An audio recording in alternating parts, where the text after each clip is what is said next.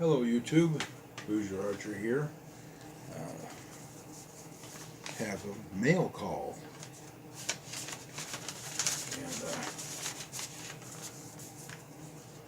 we have from Duke's Small Engines down in Mobile, Alabama. Okay, he said he was going to send a sticker. He sent two, and they're nice stickers. I that's mildly humorous.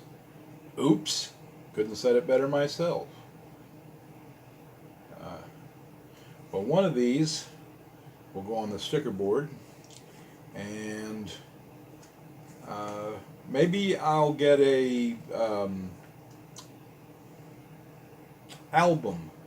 When people send me a second sticker, I'll put I'll have an album of, or maybe when I get a new laptop, I'll put stickers on the back of the laptop. Maybe that's the way I'll do it. I don't know. I need a new laptop. Oh, I didn't. I am remiss. There is a letter. Sorry, I knew that there were stickers in there, and I cut to the chase. Dear Curtis, that's me. If you didn't see the video where I told everybody my name. And remember, if you want to refer to me by my name down in the comments, it's two S's. Curtiss. If you want to know how I got that name, I do know, and I will tell you. I'll do a video just on how I got the name Curtis. It's not what you think. I would like to thank you for subscribing to my channel. Please find enclosed two of my channel stickers. They are guaranteed to make your sticker wall look better, and the women will drool all over you. Ew. Do you really think I feel that way about it? If they don't do that, it's not my fault. That's true. It'd be mine. I'm just trying to sell my channel. Best wishes, Duke's Small Engine. Nice letter. Really nice stickers. Thank you, Duke's Small Engines. Well, there's another bit of mail call, and this is something that I traded for. This is something I have wanted for a very long time, but it seemed like every time I saved up the money to get one of these, an emergency would happen and I would have to use that money for the emergency. But I had something this guy was looking for, and when I contacted him, it was via another social media outlet. Um, he said, "What do you want for it?" And I said, "What do you got?" And he sent me a picture of this. This is a Becker Ka-Bar BK2, or Companion. And as he pointed out in the pictures, two small, I guess they're wear marks in the finish. But other than that, it looks brand new. Although I do know that he did do some preliminary bushcrafting tests with this. I don't think he batoned with it. It doesn't look like it was beat on with anything. And there's no wear on the, I think he might have feather sticked, and I think he might have cut cordage, and he might have split kindling without batoning, you know, the pop, pop, pop, pop, pop, pop, pop type. That's possible. Very dry wood wouldn't necessarily leave a mark. I don't know all that he did with it. He is a man that's much smaller than I am, so he said the grip was too big for his hand, and so it just wasn't his cup of tea. But as you can see, it isn't too big for my hand. Matter of fact, it fits my hand a little bit better. Well, that can't be really possible, because I believe the BK9 and the BK2, and I have a BK9. The BK, I think I showed that before in a video. Yes, in my one knife, one gun video. My BK9 is in there. If I'd have had this at that time, this, well, I don't know. I've used that BK9 after, and I traded for that too. And I took it out and did a little testing, and my favorite expression when something is good, that knife is the cat's pajamas. It straddles the fence perfectly between tactical and practical. It has a lot of practical application to it, but it has you could use that in a tactical situation. That knife would get her done, with apologies to Larry the Cable Guy.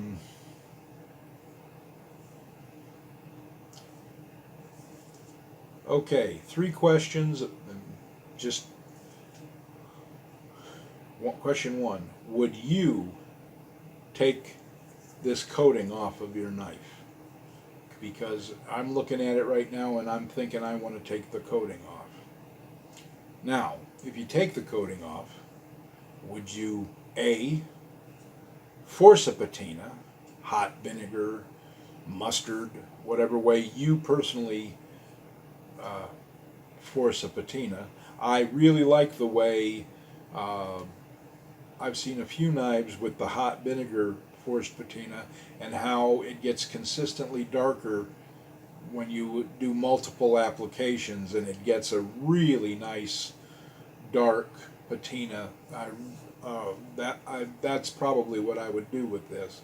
But Skeeter got me. Sorry. Oh, go get the hand sanitizer, prove it works, but it already doesn't itch. That's one of the reasons that I personally don't use the hand sanitizer. Well, maybe I will. I just got a little tingle of an itch again. But normally, I scratch it once and it doesn't itch anymore. But I'm weird that way. Or would you get a gradual patina from use? Clean, use, clean, use. Wow, I'm impressed with how thick that spine is. But the reason, speaking of the spine, the reason I'm thinking about taking the coating off is because this feels like a nice 90-degree spine, but because of this coating, it won't strike a ferro rod. And that seems like something you might want a field knife to be able to do. But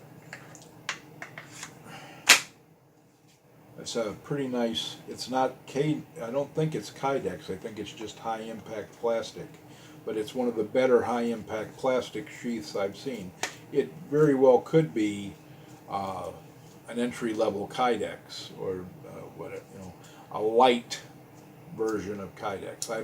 I don't know. I can't, when I see Kydex I know it, but as I say, this seems to be a bit more flexible than most Kydex that I've got. I do have a couple of different Kydex sheaths, and this doesn't seem to be Kydex, but I do like this sheath a lot. Plenty of tie-on places.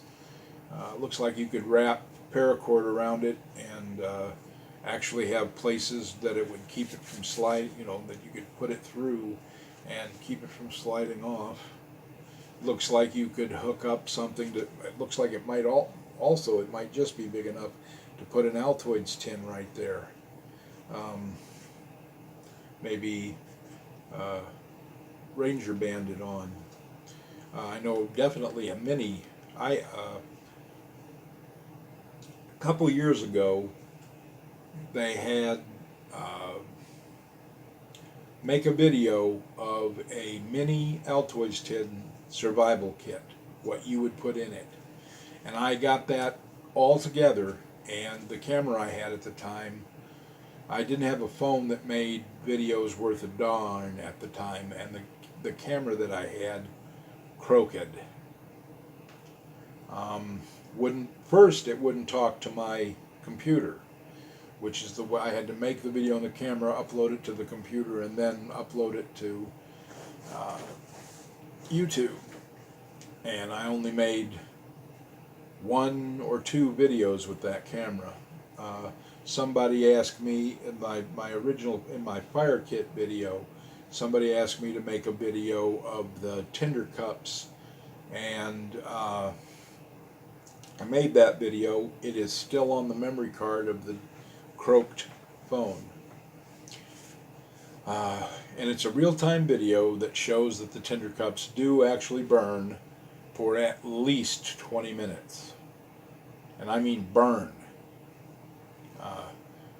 So they would definitely get a fire started even with damp. Not soaking wet maybe, but definitely with moist or damp tinder. Well, anyway, let me know what you think about this. I'm really happy about this. This, as I said, this very well could be one of my cat's pajamas items. I don't even know why I like that so much, because I'm not particularly a cat person, and I could care less if they wore pajamas. By the way, if you know where that expression, the cat's pajamas, came from, put it down in the comment section, because that's one I don't know. I do know when you say it's the bee's knees, I do know where that comes from. Business, said with a very thick accent, and I apologize, I am not trying to be insensitive to ethnic groups, but it was the strong Italian accent saying business, business, business, you see, so it comes out sounding like bee's knees. So it's the bee's knees. It was either Italian or Eastern European, but anyway, that's where bee's knees came from. Eats the business. I know. Let's try to bring this back into usage, because it's really appropriate for something like this. It's keen. That's another word for sharp. There's a brand of axe called Keen Cutter.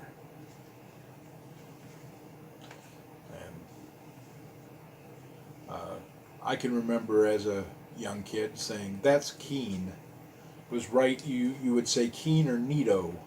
And neato lost favor a long time before keen did, but people don't use keen anymore. Well, anyway, that's going to do it. I expect a couple more mail calls in the near future, because a couple of other people told me they're going to send me stickers, and I did trade for another knife that I was only mildly curious about, but I had a Lakota style quiver that I got it unfinished, and I finished it, and it was Latigo leather, and it was quite nice, but I just couldn't get used to a side quiver like that. And I posted a picture on an archery website, and a guy said, "Hey man, that's really nice. What do you take for it?" And I was kind of looking to get money for it, but, well, we'll see what he sends. I don't know much about this knife, so I'm not going to talk about it till I get it. And I'm going to be Googling it like crazy, trying to get more information about it. I did Google it, and all I know is that if you can find one brand new with the micarta handle and the with just a micarta handle, it's almost $300 is how much it costs. And if you can get one with the hardwood. Um, they made a version with Coca-Cola scales, and that one sells for over $500. And so it's at least it's I know it's Micarta on the one that he's sending me. And he didn't send me a picture of the sheath, just the knife, to show me that it was a well-used knife. But it looks like it was used, but it doesn't look like it was abused. There are some wear marks. But it's when I get it in the mail, you'll see it shortly after I do. I probably won't do an unboxing because the way things are set up now, I'm not really geared up to opening boxes without maybe hitting the camera. But that's going to do it for this one. Remember to answer the questions about this if you don't mind. God bless and happy trails, and watch your top knot.